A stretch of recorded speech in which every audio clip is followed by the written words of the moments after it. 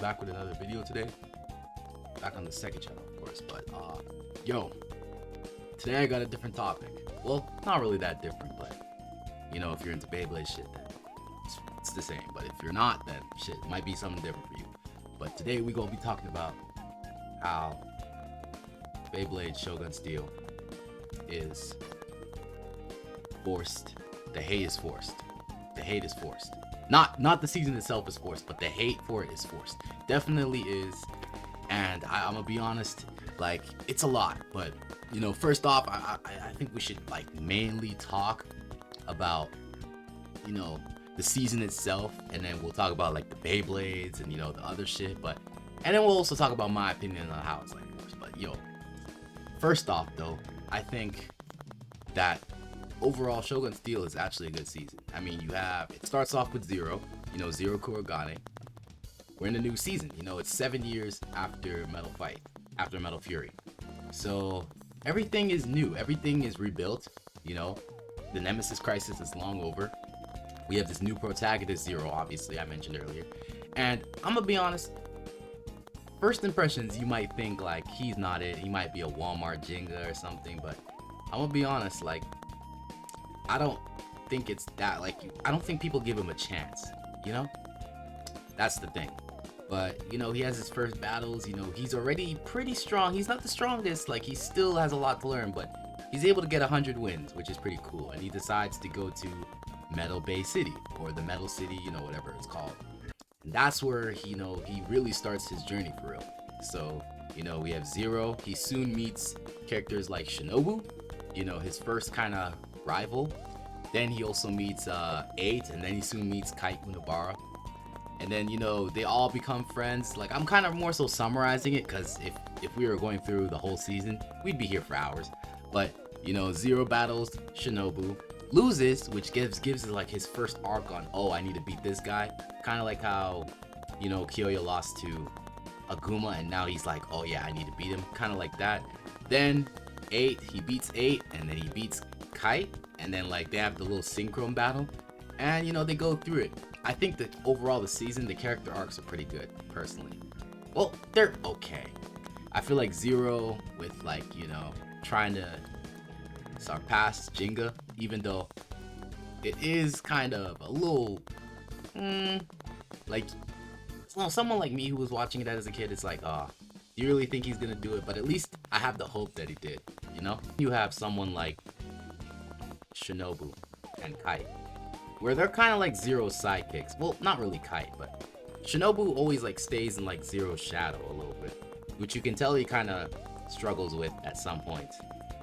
Kite and 8 are the two water users, and like this season kind of implements elements into the Beyblades.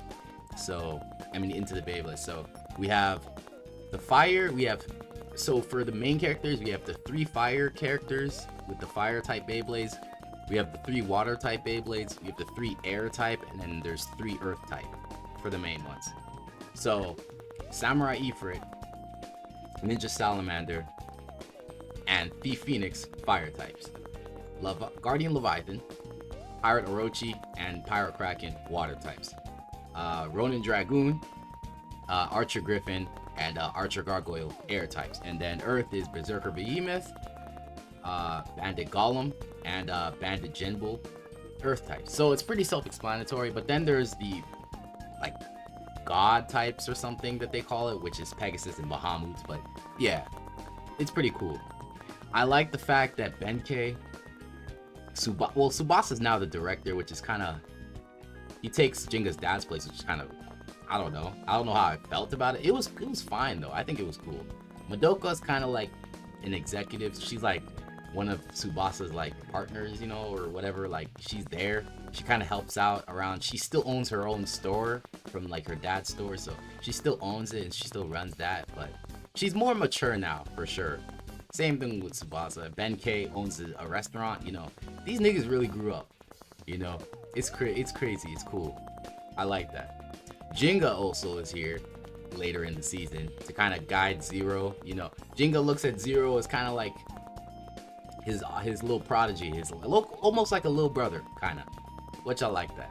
Jenga also is the one who gave Zero his base, so he kind of has Jinga's blessing, you know.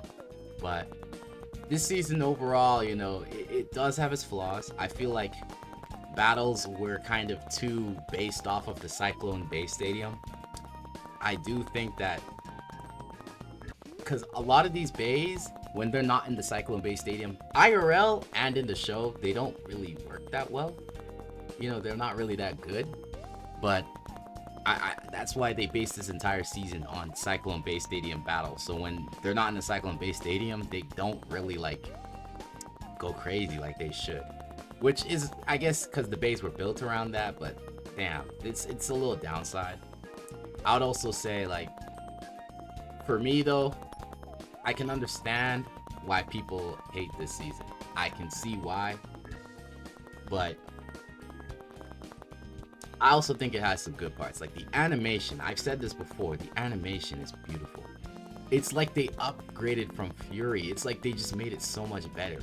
And I can gush about the animation forever, bro. The way the avatars look, the way the bays look, the way the battles are, they look good. I feel like the battles are more grounded since it's in the Cyclone base stadium. Beyblades more so rely on their capabilities as a bay rather than like mythical powers more so, which I guess people dislike since Metal Fight had a lot of lore and Shogun Steel is like kind of more grounded and kind of more like its own thing, which is okay. But I do think Shogun Steel so far is like it's good, but it's like has flaws. But I would say in terms of the bay designs, bro, we do have some bangers, bro. We do have some bangers. These are the current Shogun Steel bays that I have so far. I had some more as a kid, but a lot of them I lost due to time. You know, that's life, right? So currently, I'm gonna grab them right now. Let's see. Let me just show you my collection real quick. I have Samurai Ifrit. We have Samurai Ifrit W145CES. I've always liked Ifrit's design. I always have. I always thought that it's just a smooth looking bay.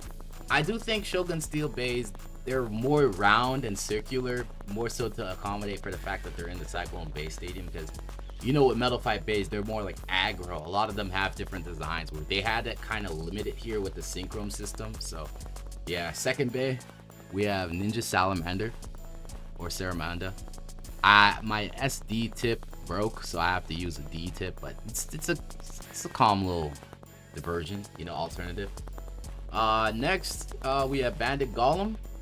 So we got Bandit Golem here. SB tip is not there, so I just use a wide ball. Then we have Berserker, Behemoth, or Gyarados if you like the Karatomi names. Yep, SR200. These parts, I got this in like grade 4.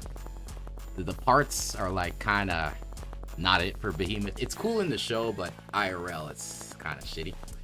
We have probably my favorite Shogun Bay, Ronin Dragoon. But this is not the one I had as a kid. The one I had as a kid was the black one that came with Archer Griffin. That pack, I'll show it, but that pack, that's the one I had as a kid. Oh, that one's nostalgia. I got that when I was like 8. Boom, we have Gladiator Bahamut. You know, all its glory, all its parts. And last but definitely not least, we have Samurai Pegasus. So, Samurai Pegasus, same parts as Galaxy. It's cool, bro. But yeah, man. Overall, I think Shogun Steel was good.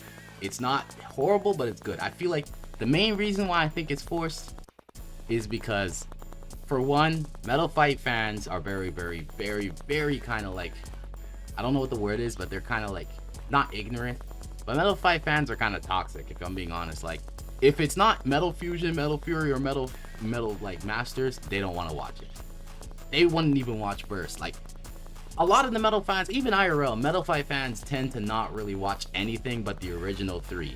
It's kind of like a extreme type of bias, which Metal Fight is my favorite of all time. And I include Shogun Steel in that, but it is because I grew up with it, but I'm still able to enjoy other series of Beyblades, because I'm more so a Beyblade fan rather than just a Metal Fight fan. I like all of it, but Metal Fight is my favorite, right? I also think most kids back in the day stopped watching after Metal Fury. Like Metal Shogun Steel, a lot of kids moved on from Beyblade. Not me though, because I remember in 2013 when these bays were like on the shelves for the first time. I remember seeing them and I thought they were weird Japanese bays. I always say this. And like I got, yeah. I love Shogun Steel as much as Fury because like I said, as a kid, Fury and Shogun Steel, like when 2012, 2013 was when I was like most into Beyblade as a kid. You know, I got into it at Fusion when I was 6, but like that time period between Fury and Shogun Steel was when I was into the series the most, which is probably why I have fondness for Fury and Shogun Steel. But Shogun Steel has a lot of points. I mean, they even like have that side series called Bay Warriors, Bay Raiders, which had like Beyblades, the Beyblade characters from Shogun Steel, like the Ifrit Salamander in the Bay Raider shit. You probably haven't watched that. I watched every single Beyblade like content almost, except for Bay Warriors Cyborg or whatever that was, but I never watched that. But Bay Warriors, Bay Raiders, I actually watched that. Bay Raiders, here we go. We're gonna let it rip. I watched that, and I watched Bay Wheels. Dark times, but I kind of like them. I think I want to do a video specific on those series like themselves. I think that would be cool. But yeah, bro. I'm gonna be honest, man. Shogun Steel is like, it's good. Let's be honest. Give it another watch. Give it another watch. Give it a chance. Try and watch it. I mean, the special moves. One thing is that they didn't emphasize a lot of special moves here. Like, not every blader has a special move. A lot of bladers just power up, but they don't go full crazy. Some bladers need to have like Kite and 8.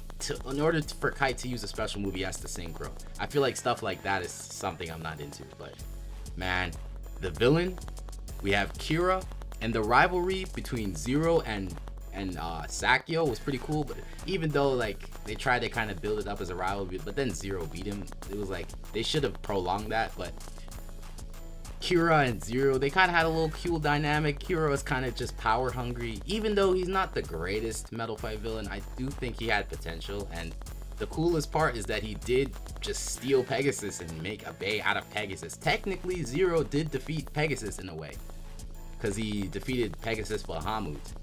It was a cool ass season. That final part where they all three used their special moves, that part was sick. Even Jinga getting in the fray and using Galaxy Nova will always be sick.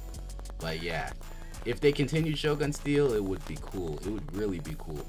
But for what it was, I think it's cool, man. But damn, let me know. This is a little short video, so like let me know if you want me to do any like other Beyblade series. It's like kind of like this, kind of like side series, maybe like something like Bay Wheel or something, or I don't know, any other stuff like that, or even the Beyblade movie.